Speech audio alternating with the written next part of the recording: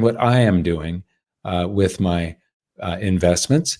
And we used to add a bunch of value adds to that. We had before Dan started feeding me all of my, a whole lot of the stories and so on that I'm able to make videos out of are sent by Dan. So he's also become a research guru on this as far as just researching what's going on with the economy.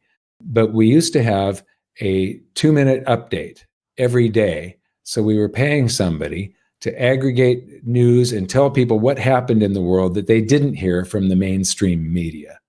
And so every morning that was ready for me. So this person would start working at like 11 p.m. and work until 5 a.m. The problem was that wasn't what was promised. Insiders, what we promised was that you get to know what I am doing with my investments. And it was so costly that we were doing the Insiders program as a loss. In other words, I was paying for it. It was coming out of my own pocket to be able to give this information to people. So eventually we ended that, and more of that information is going into these videos, the types of things that we make and give away for free. But the Insiders program does take a purchase of at least 10 ounces of gold or 500 ounces of silver, I believe. And I haven't had any changes in my portfolio or anything to add for a few months. So it is sporadic. But whenever there are big changes, you get updated. Now, to answer this question specifically, what should I sell for? Fiat? Should I sell and get real estate? Or should I sit with my silver and just hold it until I need something? He doesn't want to lose the gains he made. Yes, silver being so much more volatile than gold. If you look at what happened back in the late 70s, early 80s, silver lagged gold until the sometime in late 79, and then just blew the doors off of gold when it came to the total returns in just a few months.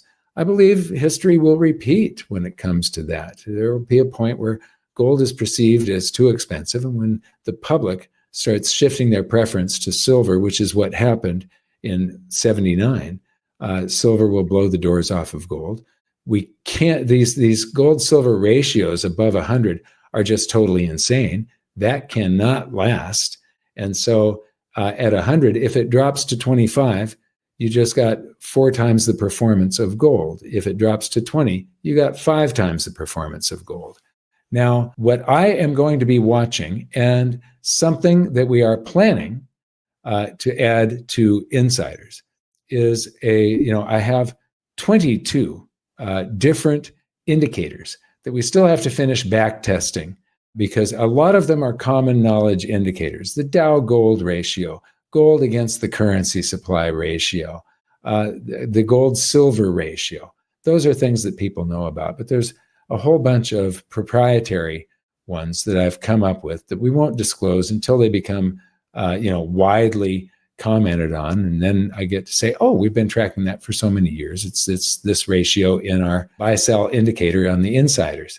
But what I plan on doing is, based on numbers, strictly on numbers and not emotion, trying to sell 20% of my holdings, 20% of the remainder, 20, and then you're never out of it.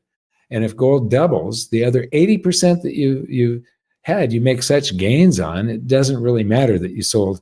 It matters a little, but that you sold that 20% a little too early. But you want to make sure that you capture around this peak. Anybody that says they can nail the top is lying. Anybody that does or has in the past or does this time around is just lucky. They happen to be somebody that made a sale on that particular day.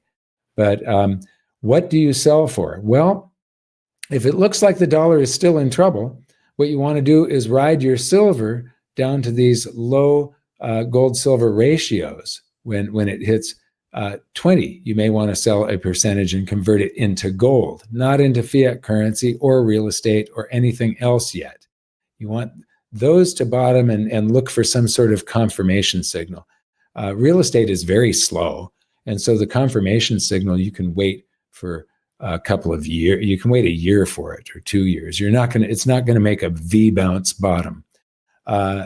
the stock market is much quicker, but we have those ratios established, and you may want to, if the Dow Gold gets to 5 ounces of gold equaling the Dow, and you're also getting confirmed by the gold silver ratio of dropping below like 25, then you may want to sell a portion and convert it into stocks. But then if the Dow goes to 3 or 2, you might want to do a little more. But I have a feeling the Dow Gold ratio could hit like 0.5 this time around, because the bubbles are so much bigger than they were in 1929 and 1966 that we're coming off of, the reversion that we are going through.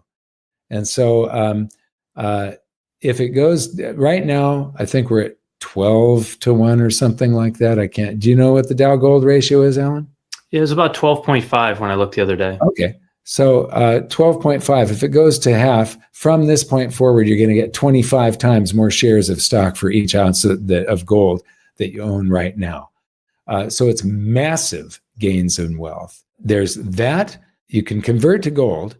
You could, if these confirming indicators are all lining up and it looks like we're nearing the peak, then conversion into other assets, such as buying businesses. If there's a business that you like, that's a cash flowing business, you may want to become a majority stakeholder in that business so that you've got control over a small private business. So an equity holding like that, these are all good things. Cash flow real estate, it all depends.